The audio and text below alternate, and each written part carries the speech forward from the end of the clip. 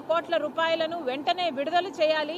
మిగతా 2000 కోట్ల రూపాయలు ఏదైతే వాళ్ళు హామీ అడుగుతున్నారో, ఒక బ్లూ ప్రింట్ అడుగుతున్నారో, వాళ్ళు ఏదైతే ఒక బాండ్ పేపర్ మీద మీరు ఎప్పుడెప్పుడు ఇస్తారు, క్లారిటీ ఇవ్వండి అని అడుగుతున్నారో, ప్రభుత్వం దాని మీద క్లారిటీ ఇవ్వాల్సిన అవసరం ఉంది. మళ్ళీ చెప్తున్నాం, ఆరోగ్యశ్రీ రాజశేఖర్ రెడ్డి గారి పథకం, ఆరోగ్యశ్రీ కాంగ్రెస్ పార్టీ పథకం. ఆరోగ్యశ్రీని కూనీ చేస్తాము అంటే, ఇలా స్ట్రెచ్చర్లో పడుకోబెడతాము అంటే కాంగ్రెస్ పార్టీ ఒప్పుకునే పరిస్థితే లేదు. నిరాహార దీక్షకైనా దిగుతాం, ఆమరణ నిరాహార దీక్షకైనా దిగుతాం తప్పితే ఆరోగ్యశ్రీని మాత్రం చనిపోనివ్వమని రాష్ట్ర ప్రజలకు కాంగ్రెస్ పార్టీ హామీ ఇస్తుంది. మళ్ళీ చెప్తున్నాం, చంద్రబాబు గారికి ఇది ఆరోగ్యశ్రీ అని పేరు పెడతారా, లేకపోతే ఎన్టీఆర్ సేవ వైద్య సేవ అని పెడతారా, లేక నారా వైద్య సేవ అని పెడతారా?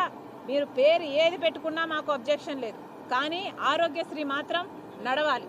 ఇదే ఆరోగ్యశ్రీ రాజశేఖర్ రెడ్డి గారిని దేవుణ్ణి చేసింది.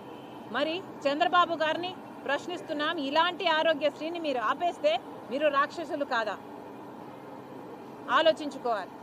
మళ్ళీ చెప్తున్నాం, ఆరోగ్యశ్రీని మళ్ళీ నడపండి, ఆరోగ్యశ్రీ బకాయిలన్నీ చెల్లించండి. ఇప్పటికే 14 రోజులు దాటిపోయింది.